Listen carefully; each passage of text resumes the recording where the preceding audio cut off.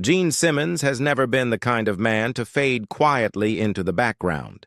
For decades, the KISS frontman built his career on shock, excess, and a reputation for arrogance that he wore like armor. But now, at 76, the stories surrounding him feel heavier, darker, and impossible to ignore. Scandals, lawsuits, family drama, and unexpected moments of humility have turned his later years into a portrait of contradiction.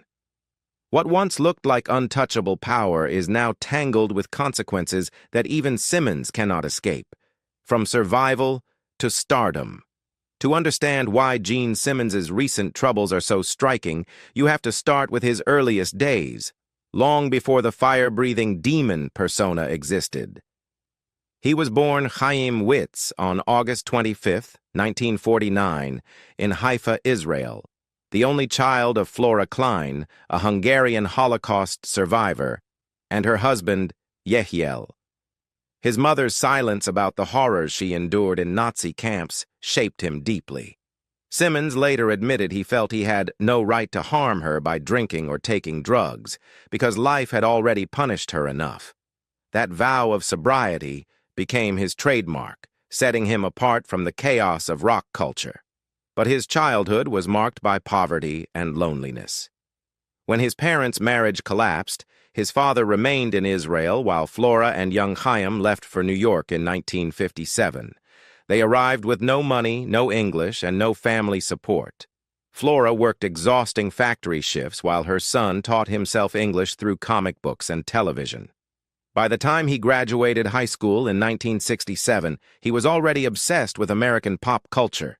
He legally changed his name to Gene Klein, modeled after his cowboy idols, before eventually becoming Gene Simmons. Music soon consumed him.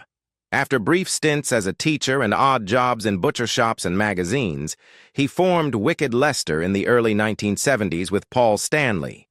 Their first album was rejected and shelved, but Simmons refused to give up.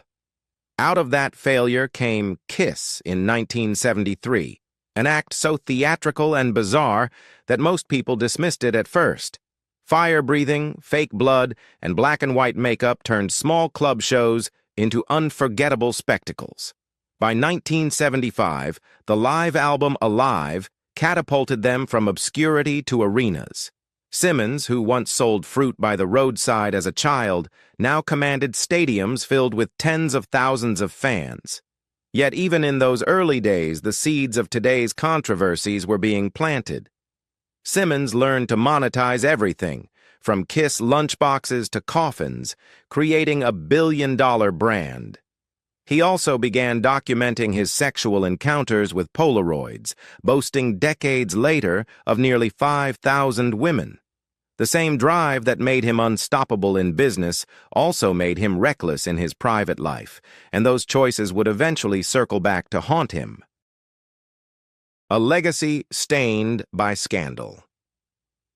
By the 2000s, Gene Simmons had already lived the dream of every rock star: millions of records sold, sold-out tours across the world, and a fortune estimated in the hundreds of millions.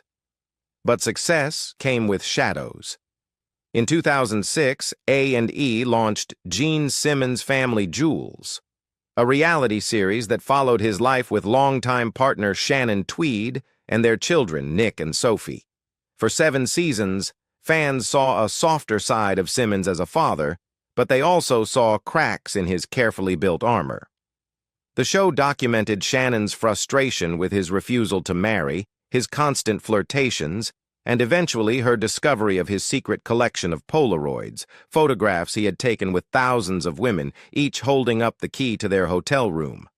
On live television, Shannon burned them, forcing Simmons to face his own addiction to ego and conquest. But that wasn't the only controversy that dogged him. In 2002, during a national public radio interview, Simmons shocked host Terry Gross by twisting a lyric from The Who into a crude sexual remark. "If you want to welcome me with open arms, I'm afraid you're also going to have to welcome me with open legs." Gross called it obnoxious, and Simmons later refused to let NPR air the full recording.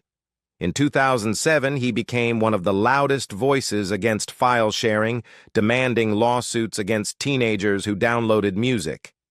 When anonymous hackers retaliated with cyber attacks that took down his website, Simmons doubled down, calling them cowards, further cementing his image as combative and unrepentant. Even more damaging were his comments in 2014 about suicide and depression. He claimed people threatening to end their lives should jump rather than speak about their pain, a remark that drew outrage from fellow musicians like Nikki Sixx and forced radio stations in Canada and Australia to ban KISS from their playlists. Simmons eventually apologized, but the damage was done. That same year, he was honored with the Golden Medal in Barcelona, a reminder of how his career was still celebrated even as his words created headlines for the wrong reasons. By 2017, another scandal erupted when Simmons was permanently banned from Fox News properties after he stormed into a staff meeting uninvited, unbuttoned his shirt, and told crude jokes. Just a year later, he quietly settled a sexual assault lawsuit with a female radio personality who accused him of inappropriate touching during an interview. In 2019, former bandmate Ace Frehley publicly accused Simmons of groping his wife, calling him a sex addict. Marriage, family, and public cracks. For nearly 3 decades, Gene Simmons insisted that marriage was a trap. He repeated Groucho Marx's joke about not wanting to live in an institution, and on Family Jewels he proudly declared himself happily unmarried. But years of strain with Shannon Tweed finally reached a breaking point. In 2011, after 28 years together, she walked off a talk show mid-interview, calling him a pig. Later that year, she found his hidden stash of Polaroids, the evidence of thousands of affairs he had kept locked away. On national television, she set fire to them, a symbolic act that marked the end of his resistance. In October 2011, Gene Simmons finally married Shannon at the Beverly Hills Hotel, with their children Nick and Sophie standing beside them. That wedding was framed as a turning point, but the marriage did not erase the turmoil inside the family. Their son Nick, born in 1989, faced his own controversy in 2010 when his comic book Incarnate was accused of plagiarizing the Japanese manga Bleach. The publisher pulled the series, and Nick was forced to apologize, saying it was intended as homage. Critics dismissed the excuse, and the scandal followed him for years, even appearing as a subplot on the family's reality show. Sophie, born in 1992, avoided scandal, but could not escape the constant public gaze. As the daughter of one of the world's most notorious rock stars, she grew up in front of cameras, struggling to find her own identity, while her father's mistakes dominated headlines. Shannon, meanwhile, carried the emotional burden of living with a man who openly bragged about sleeping with 5,000 women. Therapy sessions filmed for the reality show revealed just how deep the wounds ran, with Shannon confessing she never agreed to an open relationship and Simmons admitting his fear of commitment came from childhood trauma. The show ended in 2012 after 167 episodes, but the family's struggles did not disappear. By then, Simmons was worth more than $400 million, much of it from KISS merchandise, restaurants, and investments. Yet the money could not silence the criticism that followed him. In 2018, the death of his mother Flora at the age of 93 shook him more than any lawsuit or scandal. She had survived Nazi camps and raised him alone in New York, and Simmons often said she was his moral compass. Her passing revealed the vulnerable side he rarely showed, posting online that people should cherish their mothers. For a man defined by bravado, that grief was one of the few moments where fans saw Gene Simmons without a mask: politics, power, and backlash. If Gene Simmons built his career on saying the unsayable, his political views proved that he never intended to stop.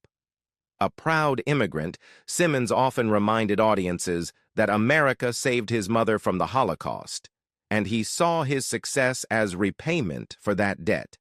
In the 2000s, he openly supported President George W. Bush, even defending the invasion of Iraq in 2003. On his website, he wrote that liberals who opposed the war were spitting on the graves of soldiers. His message was simple. America had once saved his family, and he would defend it no matter the cost. But Simmons's opinions often cut as sharply as his tongue. In 2010, he admitted he regretted voting for Barack Obama, blasting the healthcare reforms of 2009 and condemning Obama's suggestion that Israel return to its 1967 borders. To Simmons, such a move was indefensible. He also dismissed the United Nations as the most pathetic body on the face of the earth. In 2012, he threw his support behind Republican candidate Mitt Romney, arguing that America should be run like a business.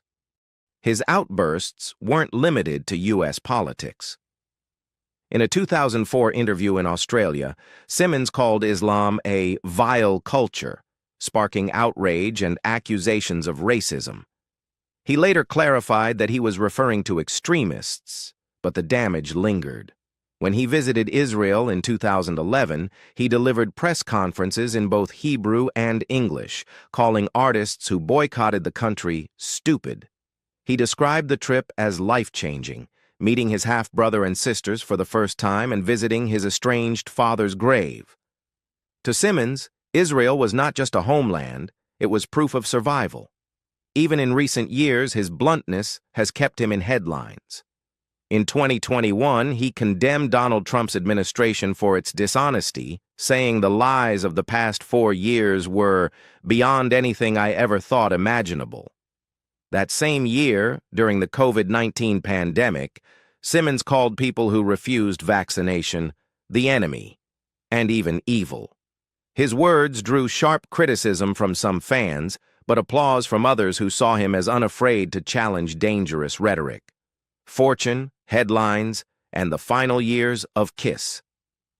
By the mid-2000s, Gene Simmons was not just a rock star. He was an empire. His face, painted in black and white, was stamped on more than 5,000 licensed products. Pinball machines, condoms, coffins, and everything in between. He co-founded the Rock and Brews restaurant chain with Paul Stanley, invested in a cannabis company in 2018, and even marketed a $2,000 vault collection of rare recordings.